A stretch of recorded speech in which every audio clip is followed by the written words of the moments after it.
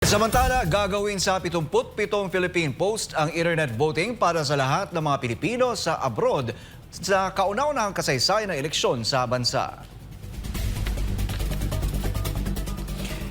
Habang 16 na post naman ang gagamit pa rin ng Automated Counting Machine o ACM. Samantala, batay sa anunsyo ng COMELEC, gagawin na sa March 20 ang pre-voting enrollment para sa overseas online voting.